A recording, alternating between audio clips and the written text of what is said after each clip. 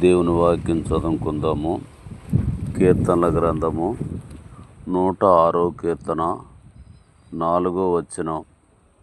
యెహోవా, నీవు ఏర్పరచుకొనిన వారి క్షేమము నేను చూచుచు, నీ జనులకు కలుగు సంతోషమును బట్టి నేను సంతోషించుచున్నాను. చాలు. కాబట్టి దావీదు విశ్వాస జీవితంలో దేవుని ఏర్పరచుకున్న వారికి కలుగు క్షేమం చూస్తూ వచ్చాడు. తాను ఏర్పరచుకున్న వారికి నిత్యము సంతోషం కలుగుట చూస్తూ వచ్చాడు. కాబట్టి దావీదు, నువ్వు ఏర్పరచుకున్న వారి క్షేమం చూసి, నీ జనుల సంతోషం చూసి, ఎల్లప్పుడూ నేను వారితో కూడా సంతోషించెదను అంటున్నాడు.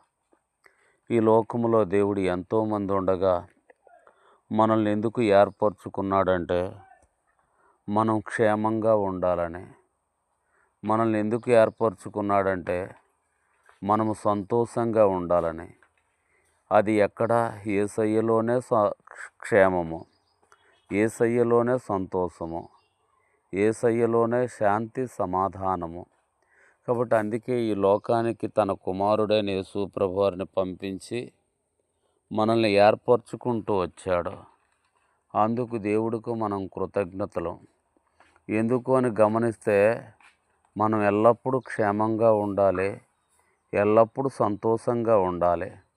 దుఃఖాన్ని, ఏడుపుని, కష్టాన్ని, కన్నీళ్ళని, రోగపు శక్తుల్ని, సాతాను శక్తుల్ని, దెయ్యపు శక్తులన్నిటిని మన యొద్ద నుండి పారదోలుటకు యేసు ప్రభువారు సర్వశక్తిమంతుడు, సర్వాధికారం కలిగిన దేవుడు. కాబట్టి యేసయ్యలో మనకు శాంతి, సమాధానము, ఆశీర్వాదం.